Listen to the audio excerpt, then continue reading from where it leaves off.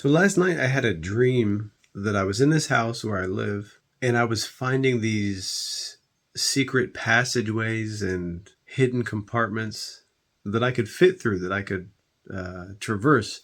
But they were so small I could barely squeeze through them, and then I could get up to an area that opened up a little bit bigger, little just old belongings, old antique things, nothing of significance. At one point, I even found out that there was an elevator somehow hidden in this house, which if you knew about this house, you would know that in reality, there's nowhere for that to be. It just couldn't happen. But in the dream, I'm finding these different compartments, this old low-tech elevator. Eventually, I find myself in the garage, and there was either a jar or maybe what started as a jar and ended up being a bowl. Well, I guess I should say it was a bowl, because that's what I remember when I started to see this happening. There was a bowl of some kind of liquid, and from the liquid, I should say, I see fingers start to come out, and then it becomes a hand, and then it becomes a wrist. And what I know is that this is some form of evil conjuration of some kind. This thing is like, I want to say a zombie, but that doesn't make sense. It's like zombie, mummy, wraith, phantom, demon. Something is being conjured or conjuring itself from this liquid.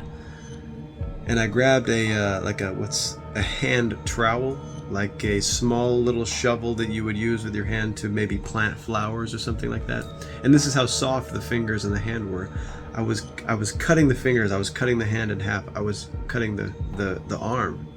And just like clay or like Play-Doh, I could cut through it and it would fall back into the liquid, and then it would start to form again. So it was this slow, somewhat manageable process where I could just keep cutting it, but I knew that I could feel the energy, and I knew what was happening, that this thing was trying to come through. It was a woman that was trying to come through. And my aunt was there. There may have been someone else, I don't know who that was, but my aunt was there, and I told her, I remember explaining to her that this woman was going to choke us, and I showed the motion, like as if like lifting you up, to choke you with one hand and lift you up and choke you to death. Somehow I knew all this stuff. I don't know how, because I still hadn't seen anything more than this much of a hand. But next thing I can remember is that I was putting this liquid into a bottle. But it was a small little bottle like this, maybe like some type of, almost like a travel shampoo bottle or something. It was all plastic, and I remember I had the liquid in the bottle now. I put the cap on, but straight away it was expanding from the pressure of this demon or whatever.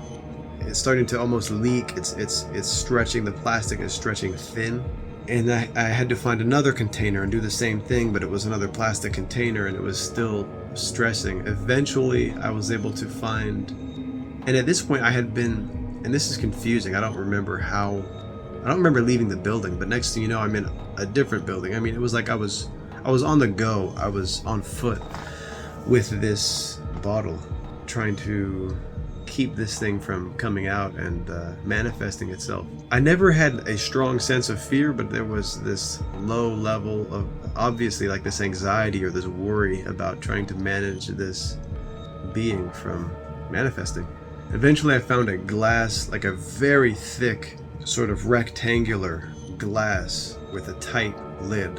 And I was able to actually fit the bottle, the plastic bottle itself that was now stretching out and about to burst, fit it in that, closed it, and I felt that was a much more of a somewhat more permanent solution, and I was able to relax a little bit more. And that's it.